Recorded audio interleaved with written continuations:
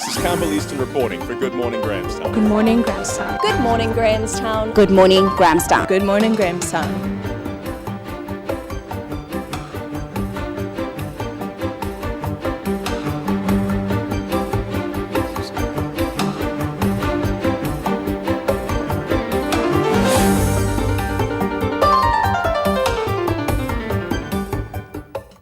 Good morning, Grahamstown. Molo Makana. I'm Julia Fish. And I'm Stuart Lewis. Last week, South Africans marked 20 years of democracy by casting their votes in the country's fifth democratic elections. On today's show, we explore the issues that motivated Makana residents to vote, or not. We focus on how they made the most important decisions citizens can make in a democracy. Where do Grahamstonians turn for information on party candidates and political manifestos? What influences our choices of a political party? But first, let's take a look at how the 2014 elections panned out. Julia? This year saw many highs and lows. A record number of parties, 29 in total, were represented nationally. Voter turnout was the lowest in modern South African history, however, with just 73%. The ANC dropped 3%, and this was picked up by the DA, which gained about 4%. COPE dropped 6.5%, while the New Kids on the Block, the EFF, gained about the same. Achang was the big disappointment after much fanfare, with only 2 seats gained. 13 parties in total will be represented in the new parliament. In the Eastern Cape, 6 parties were represented, and it's no surprise that the ANC gained overall, but by just over 1%, while the DA gained a full 6%. In Makana, the ANC took 9 of the 12 wards, the other 3 going to the DA. The most hotly contested area of Grahamstown was Ward 8, which the DA took by just a single vote. Just in case you thought it didn't matter whether you cast your ballot or not, take note, it does. But what we can see from the results is that the ANC is holding the overwhelming majority in the Eastern Cape. This in one of the poorest provinces. Rhea Macdonald spoke to Makana residents to see what impact continuous ANC rule has had on their lives and how that has affected their vote. Good morning. We're here today at Mary Waters High School, where hundreds of residents have turned up to cast their vote in the national elections. Some of the issues being raised in Ward 3 are water, housing, and crime. We've spoken to quite a few voters today who are remaining loyal to parties that they voted for in the past. Residents admit that there has been very little action regarding service delivery under the current government, but despite these issues, many ANC supporters are not changing their vote. Other voters have remained loyal to the opposition party, the DA, since 1994, hoping for change. One has to ask, however, if they are informed in their decisions, or simply stuck in their ways. Since I vote, I'm voting for the DA. And I've said, if God come and fetch me, then I'll be a DA.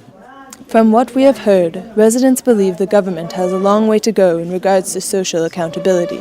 Many issues in communities have not been addressed, and the people are left waiting for promises to be fulfilled. Our roads are not right. Everything is broken there in Vergenoeg. The pipes are broken, the roofs are leaking, and the education is not right anymore. I didn't get nothing, but I like to vote for them.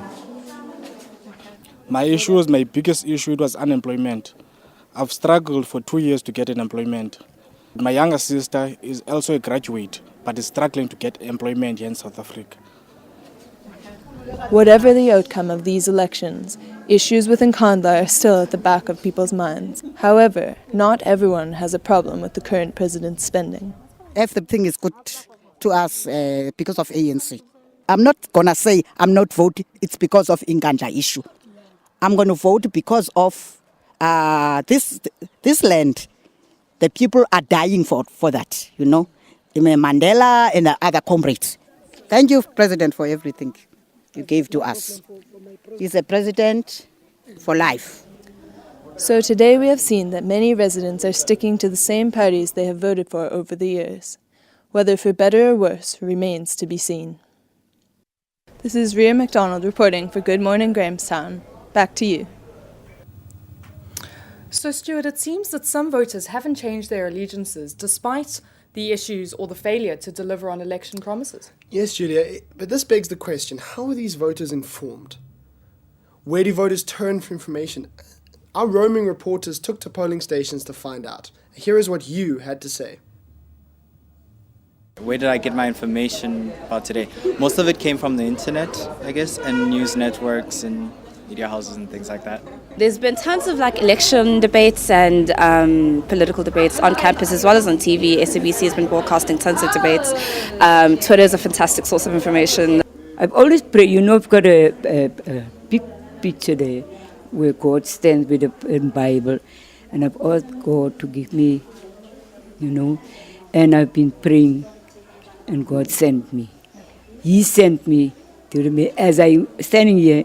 Before I went out of my house, I was praying to God. Well, for one thing, the OP debate helped me out. Conversations in the dining hall, parents, chatting to them, information on the manifestos or websites. So it seems that social media is becoming an important platform, especially with the younger generation. Have parties used platforms like Twitter and Facebook to effectively communicate with younger voters? Sandile Manganyela looks at the trend. New media has taken the world by storm. In South Africa, social media in particular has played a very special role in the political landscape. In this day and age, obviously social media is the most viable option. It spreads a lot faster than posters can. It's the age of technology, so most people are on Facebook, on Twitter, and whatever. Social media, especially among the youth, it reaches probably more than most, yeah. Well, I think that what social media has done is to give power to the people. It has made people be able to have voices. It has given power to the little people so that their voices are heard by people in power. And it has also managed to mobilize people with a common vision. Ntobisi Buthelezi, the president of the Rhodes University branch of SASCO, believes that new media has both pros and cons. You can't separate what you say on social media from yourself because they are born by you. If what you say on social media is bringing the organization into disrepute, we are going to charge you. Thank you, Sandile. It looks like the born-free generation, at least, are shifting away from traditional news sources and rallies to social media for their information. Absolutely, Stuart. It seems more immediate, and I think it also opens the way for smaller parties who haven't got piles of cash to spend on promotion. But it's not just political parties who've been using social media to inform voters.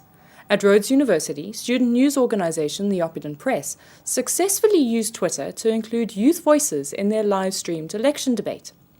The hashtag OppiDebate trended nationally at #1 towards the end of the programme. Let's take a look at what the parties represented had to say on the night. On the 30th of May, Rhodes University was home to the first ever student press-run electoral debate. With the assistance from the university, student press provided an opportunity for political discussion leading up to the impending elections on the 7th of May, and this is where it all happened.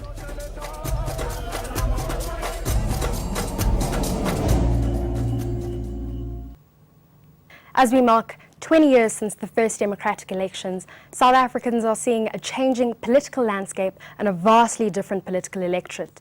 And so the first question is, why should we vote for you? It is important for all young people in this country to vote for the ANC because it is the ANC that has managed in fighting against apartheid and dismantled that system.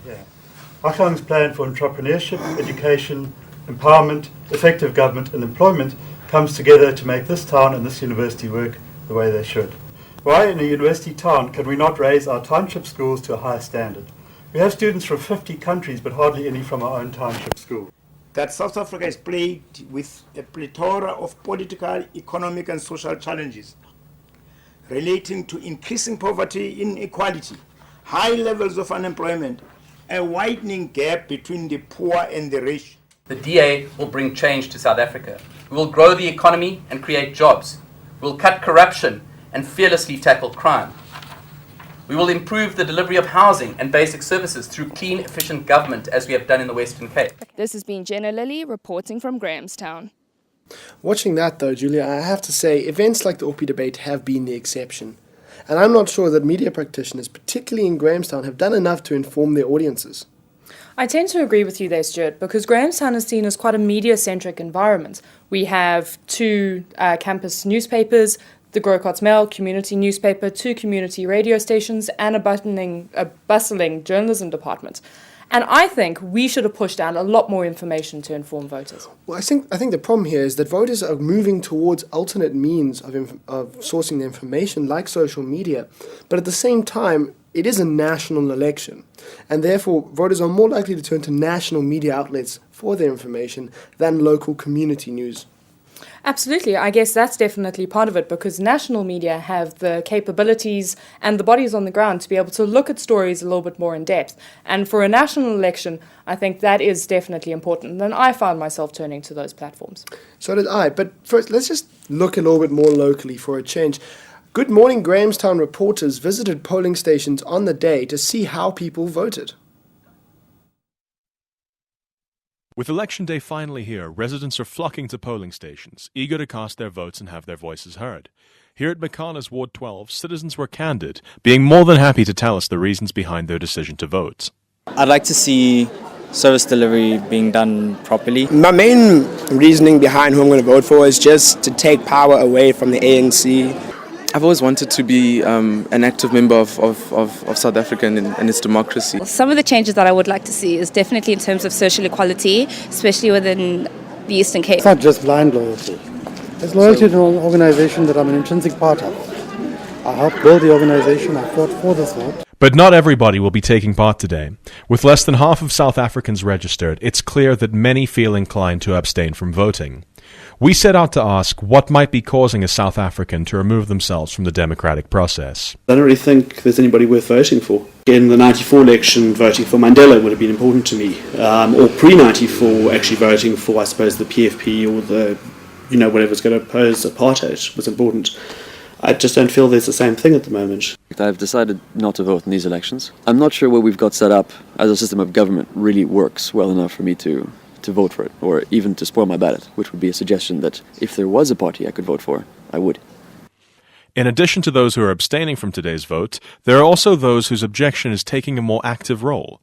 In the last few months, many prominent South African voices have proposed a Vote No campaign, encouraging citizens to actively protest the elections by spoiling their ballots.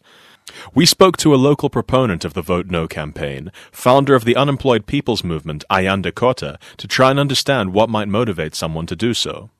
Some of the voters are making a statement of being unhappy. Some of the voters are making a statement to say we feel none of the political parties in these ballot papers represents our needs. I'll be spoiling my vote, right? So I'm also making a statement.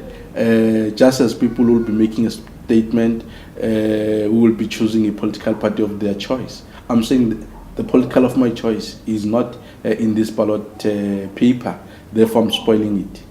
From Hill Street Library, this is Campbell Easton reporting for Good Morning Grahamstown. Back to you.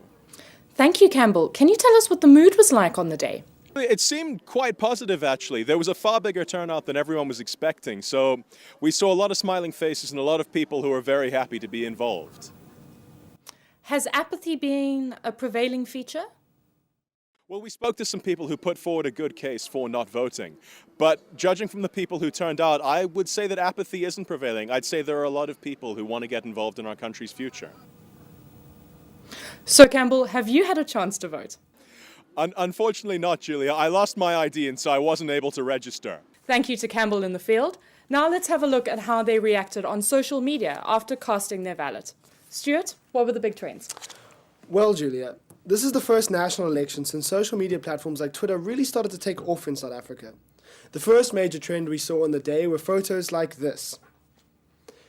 South African voters from as far afield as Beijing and London, as well as those within the country, tweeted and Instagram pictures of their left thumbs. This is the pictures that people were tweeting under the hashtag inked and thummy, showing their fingers after they've made their mark. The other big trend that we had on the day were pictures like these, of dumped ballot papers, or of politicians like Mampela confronting IEC officials with their arms full of voting papers.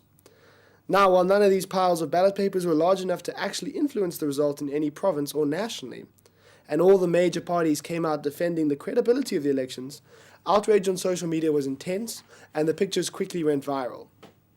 Thank you for that, Stuart. People may have expressed themselves on social media, but that doesn't mean that they were immune to more traditional methods of campaigning.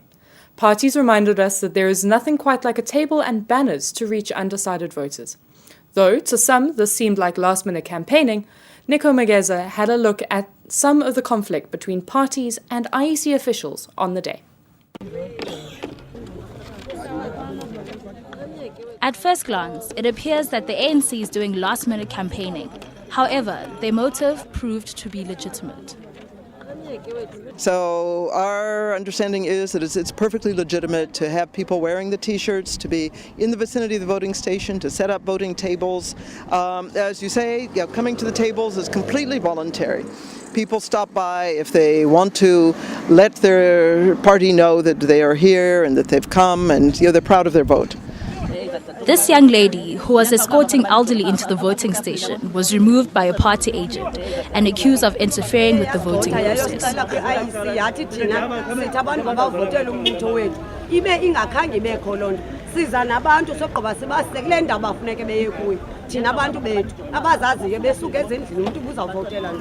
Although the IEC will not comment on the matter, it indicates that there might have previously been cases where voters were influenced to vote for a particular party. There is no interference whatsoever. Our cadres, they understand very well that it is unlawful. It will be unlawful for them in doing the ANC work to interfere with the work of the IEC. I wouldn't speculate if there are people inside wearing ANC t-shirts masquerading as ANC party agents. From what we've gathered outside the voting station of Nolo Hall, the ANC has every right to be wearing their T-shirts, and they also have every right to be having the information desk as long as it's 100 meters away from the IEC voting station itself. But we asked the question, where are the other parties? This is Nikho Mageza signing out from Nolo Hall, Grahamstown. The conflict there seemed to show a misunderstanding of special voting, and the old and the infirm could have applied for special votes and either had officials come to their homes or avoided the long queues by voting over the 2 days before the official election date. However, many residents didn't seem to know about this process, and Kharuchas took a look at the special voting process to see if the people who needed it knew about it. Grahamstown has been hit by national election fever. Campaign posters, front pages of newspapers, as well as political debates well attended by the Grahamstown community, indicate that they're ready to head to the polls on the 7th of May. The South African Electoral Commission has used its website as well as the media to provide information for the South African population on all aspects of the voting process. However, it seems that some of these aspects have been left out in the cold. One of these is the special vote.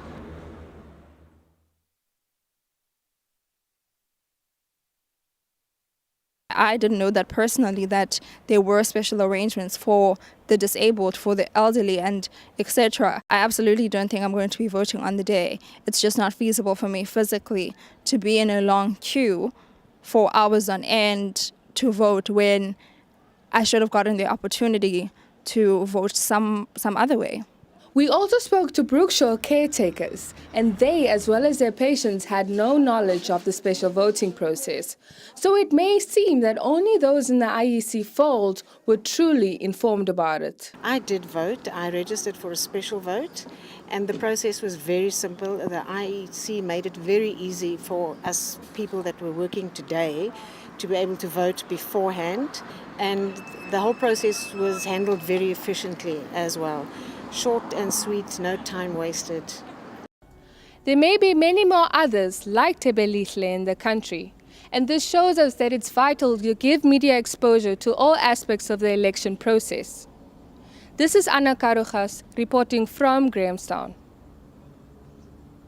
We've seen why Grahamstonians voted and the change they want to see, but sometimes the promises of elections are for a quick fix rather than true change. A campaign promise from 2011, the building of a sports centre in Joza, has created a white elephant. Originally budgeted at 28 million rand, the cost skyrocketed before its completion. But what did the people really get? I am Louise Fuller, reporting outside the old indoor sports centre in Joza. Today it is being used as one of the many Grahamstown voting stations for the 2014 elections. It seems as though this has been its only function in years. 39 million rand was spent on a new sports centre which is not functioning, despite the fact that it was built after the 2011 elections. I'm speaking to members of the community to find out if they think that this 39 million rand could have been used more effectively.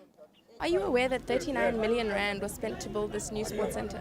No, actually, I wasn't aware, actually. It's quite interesting how much they are actually willing to spend on such luxuries instead of actually supplying housing for poor people and all of that. Is there anything else except housing that you think they could have spent the money on? On building schools, actually, proper schools, and maybe like improving the schools, because the way some schools actually look right now, it's actually poor. For example, Benjamin Mahlasela, just up in the location, it looks terrible. It's actually terrifying to actually look at it.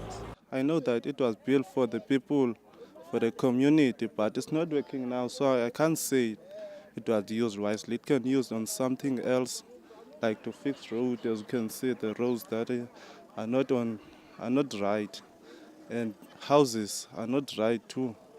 Yeah, I think it can use on those things. Judging from what we've just heard from members of the Joza community, it is clear that they feel like the 39 million rand that was spent to build a new sports centre could have been used for more pressing issues. For example, housing, reducing unemployment, to fix the roads. Back to you in studio. Thank you, Louise. How is the turnout at the sports centre? Well, the turnout here at the indoor sports centre in Joza wasn't that great, but there are a number of ANC members who are doing some last-minute campaigning outside the venue, and we'll see if that makes a difference. Louise, were any officials available for comment? Well, there was a member of the police and the ward councillor, but unfortunately they were unable to speak to us because they have their own PR representative who was not on site to speak to. Back to you in studio. The prevailing issues for most people seem to be basic services. Education, water and housing seem more important to the people of Ward 6 than a non-functioning sports centre. Yes, Stuart, a brand new police station just across the road from that sports centre also seems vacant most of the time. So it looks like for the residents of Joza at least, even when election promises are kept, they still lose. As Grahamstown returns to normal after all the campaigning and hype, we should be holding the newly elected officials accountable to their election manifestos, as well as demanding effective service delivery and not just splashy showpieces. Indeed. Thank you for joining us on Good Morning Grahamstown for our special election coverage show. Until next time, Salakakukhle. Thank you and goodbye.